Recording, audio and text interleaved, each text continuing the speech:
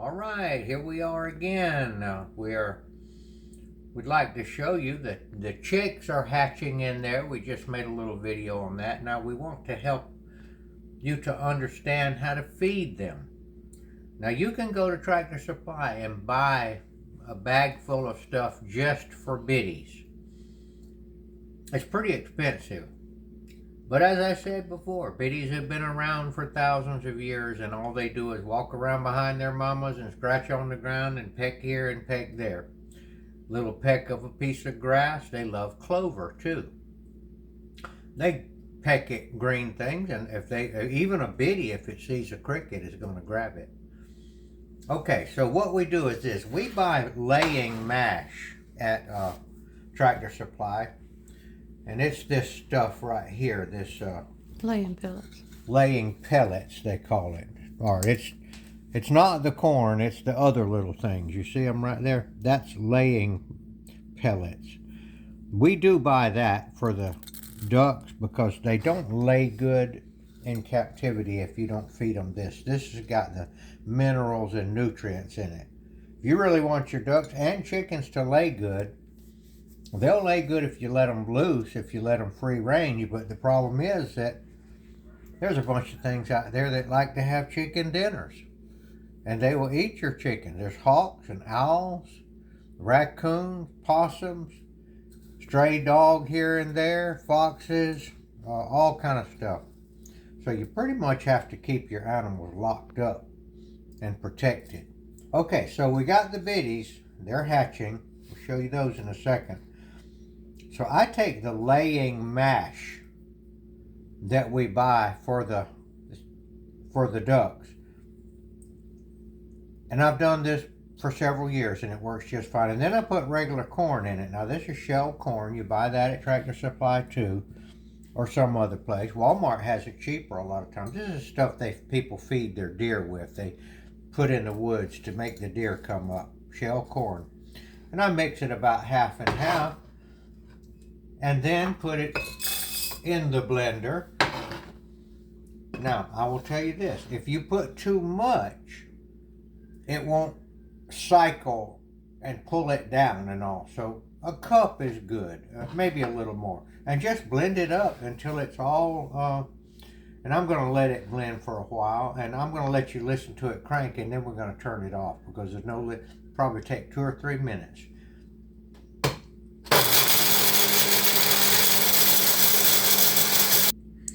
Okay, we're going to show you how this looks in the blender and why you don't want to put too much.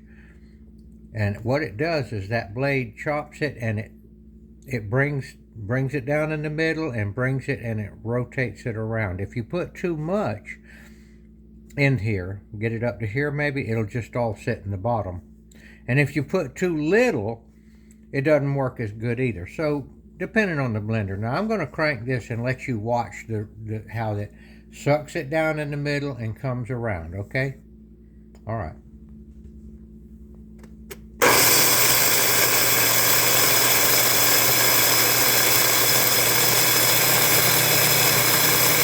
Okay, this is mixed up well. Now we have a good sized jar to put it in. When we're doing this, you may as well do all you need for several days. Now this will last a long time with those new biddies, and we don't know how many chick biddies we're going to get, but it's not going to be too much more. I'm guessing around a dozen, and keep it in a jar. Okay, now they need a little green, they need water, they need this, and they need green stuff too, greens. So we're going to show you there's all kind of ways to get greens. Now we've got stuff in the greenhouse we can take and chop up, but we happen to have a head of cabbage in here that's got some outside leaves that are kind of not too good. Now what I do when I'm in the grocery store, if there's not anybody particularly watching real close, I take these things off and just leave them there because you're not going to eat them, so why should you pay for them? And the grocery store likes to leave the outside leaves on because they know you're going to pay for them and they want to get paid for stuff and make money too. So taking these outside leaves off that you're not going to eat anyway, and basically start processing them into smaller. And I'll tell you, I'm probably going to put this in the blender also, and that will make it where they got to get it into some kind of usable form to get in the blender. And we will put this in some kind of a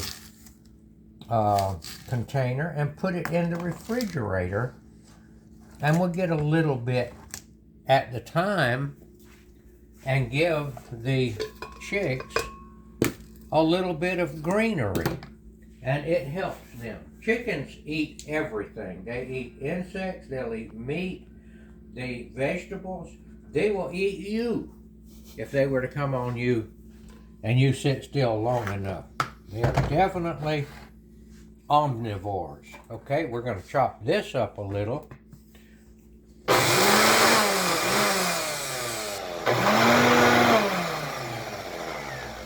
Now this doesn't want to chop up because it's too large. I should have cut it smaller, but I didn't.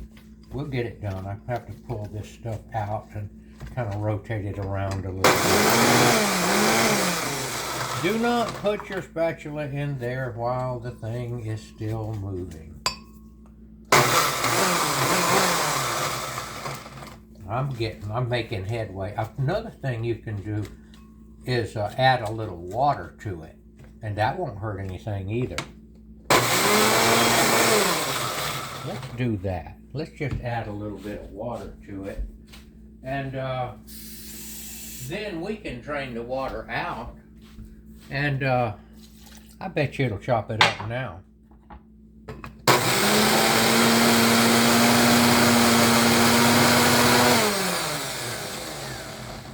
It's just not feeding down. If I had cut this up a little smaller with the knife, I wouldn't be going through this problem here.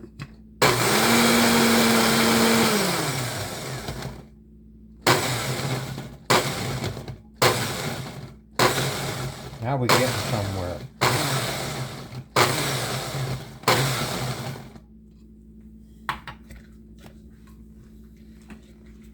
There's a few big pieces left in here, but this now is a cabbage milkshake, a cabbage shake for the biddies. And this is the stuff here. This will last several days also, but it definitely needs to be kept in the refrigerator when you're not using it. Okay, so this stuff, there's a couple of bigger pieces in there that aren't going to be useful. Now, we're going to go in there and I'm going to show you the biddies. But that's how you can make food for them. Now, if you don't have any cabbage to cut up for them, you can get something else out of your garden. It could be mustard green, turnip greens, it can be anything like that. But I'll tell you what they really love. They really love clover. Now, if you know where some clover is growing in your yard, you can go get you some clover and just chop it up. And if it's small clover, they can actually kind of beat it up themselves. Now we're going to go in there and give them just a little bit in their dish. What were those pans we were going to take in there? Did you take one yet? They are already eating. I'm going to put just a little bit of this down in here and see if they might want to give that a try. Let's see how fast they've already gotten the realization that that's where the food is. Now, it's probably hadn't been but about 3 hours since we took them out of the incubator. They know where the water is now. Oh yeah, he's looking at it. He's going to peck that cabbage. There we go. Yeah, peck that food. Now that's actually little pieces of grass that I cut up, and little, they just do this. I want them to try that cabbage while you're watching. Try your cabbage. Eat your vegetables now.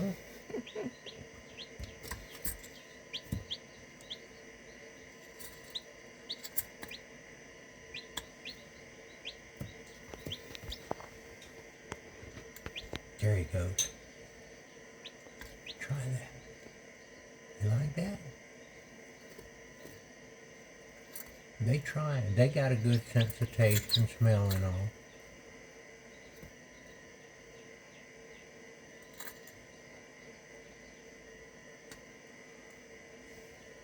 So basically I made a video earlier today and I said this, would you hatching chicks for the homestead? You know, is it a good idea? Well, it's, if for nothing else, then it's very fun. The kids love it. The adults love it. It's good for the soul, I think, to watch the chicks.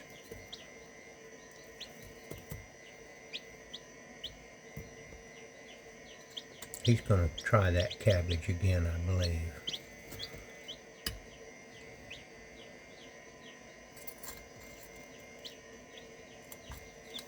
Try it, little buddy.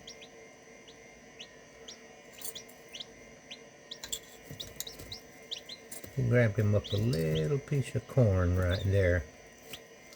All right, well, we hope you're enjoying this. And the answer to me is yes, you should hatch chickens at home. You should collect your chicken eggs from your chickens, or get some. Of course, they have to be fertile. They have to have been with a rooster. And yes, and teach your kids how the process works. They'll be thrilled about it. And handle these little fellas. They, at this stage of their life, they do not have any fear at all, and they don't mind you picking them up and putting them down. And they'll be tame, and you can work with them. And in about a week, the ducks will be hatching. If you watched the other video, you know we actually got some chicken eggs in with the duck eggs, and they hatch about at 21 days, 20 to 21 days, and the duck eggs take 28 days. So we were having eggs hatching, and we thought they were ducks because we didn't realize that we had mixed some up, but here they are. And in about a week, we'll show you the ducks hatching. Yes, get you an incubator. You can get a small incubator for not too terribly much money. Now the one that we have is a semi-commercial incubator. And they do cost a lot of money, but if you're going to hatch hundreds and hundreds of eggs, then you could use one of those. And I guess you know, everybody knows that there's a craze out there to get chickens because egg prices have gone up to around $9 or $10 a dozen, even more in some places. And as everybody knows, eggs are the perfect food. I don't guess anybody doesn't like eggs in some form or another. And that's where eggs come from. Do a little research. You know, they have to be, you have to have proper housing for chickens and ducks because, like I said, all the predators out there like a chicken dinner just like we do.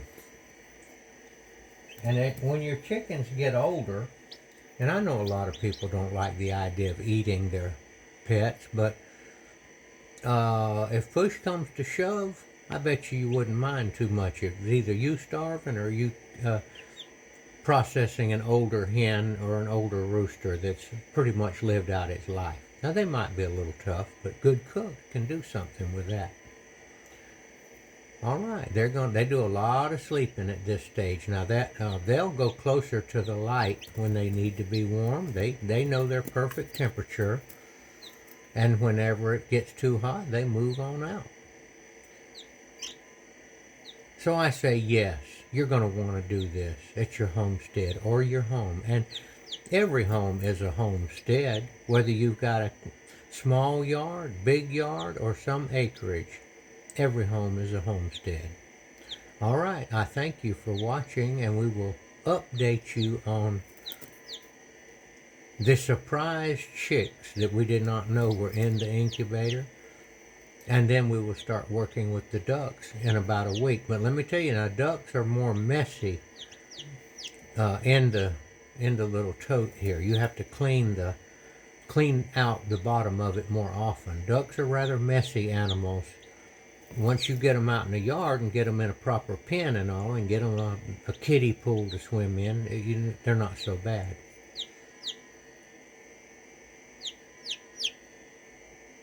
So thank you for watching, and we will update you on this. We've gone through this, let me tell you, we've gone through this dozens of times, and we still really enjoy it. And you will too. Thank you.